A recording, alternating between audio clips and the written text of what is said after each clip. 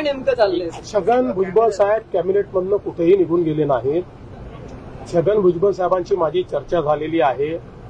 मी त्यांना आश्वस्त केलेलं आहे, हा जो काही GR आपण काढलेला आहे त्याच्याने ओबीसी समाजावर कुठलाही परिणाम नाही. हा सरसकट GR नाही, हा पुराव्याचाच GR आहे. फक्त मराठवाड्यामध्ये इंग्रजांचं राज्य नव्हतं, मराठवाड्यामध्ये निजामाचं राज्य होतं. त्यामुळे इंग्रजांच्या राज्यातले पुरावे हे इतर ठिकाणी मिळतात, मराठवाड्यात मिळत नाही. मराठवाड्यातले पुरावे हे निजामाकडे म्हणजे हैदराबाद गॅझेटमध्ये मिळतात.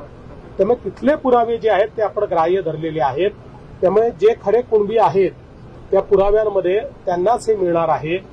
आणि मला असं वाटतं की यातनं एक प्रकारे जे काही खरे हक्कदार आहेत त्यांना मिळणार आहे, पण कोणालाही खोटेपणा करता येणार नाही अशा प्रकारचा हा GR असल्यामुळे अनेक ओबीसी संघटनांनी याचं स्वागत केलेलं आहे. अनेकांनी त्यातलं आता आमच्या मनामध्ये शंका नाही असंही सांगितलंय.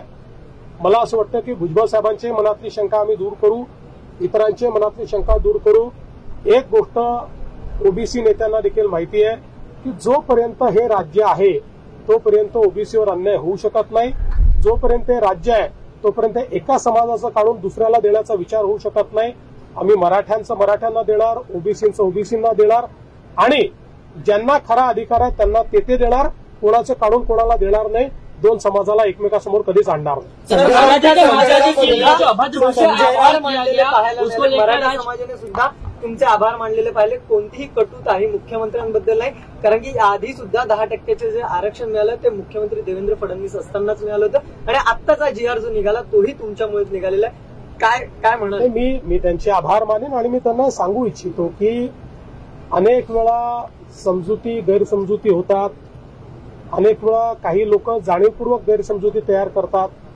पण आम्ही जे काही राजकारण शिकलो त्या राजकारणामध्ये पथका अंतिम लक्ष्य नहीं है, सिंहासन चढ़ते जाना, सब समाज को लिए साथ में आगे है बढ़ते जाना, हे आमचं ब्रीद वाक्य आहे.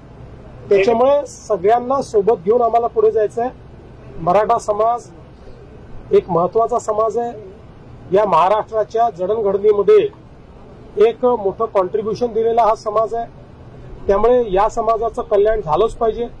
पण त्यासोबत आपल्या ज्या 18 पगड जाती आहेत ज्यांनी स्वराज्यामध्ये छत्रपती शिवाजी महाराजांचे मावळे म्हणून त्या ठिकाणी काम केलेलं आहे, त्यांनीही बलिदान दिलेलं आहे. कोणावरच अन्याय होऊ नये ही आमची भावना आहे आणि तीच पुढे राहील. आता पुन्हा 9 गुन्हे दाखल झाले. या आधी गुन्हे झाले ते मागे घेण्याचं सरकारने म्हटलं होतं. आता पुन्हा 9 गुन्हे जे आहेत ते दाखल झाले. आताचे जे गुन्हे आहेत ते माननीय उच्च न्यायालयाच्या आदेशानुसार दाखल झालेले आहेत. त्यामुळे त्याच्यावर जो काही निर्णय आहे तो उच्च न्यायालयाच्या निदर्शनास आणूनच आम्हाला घ्यावा लागेल.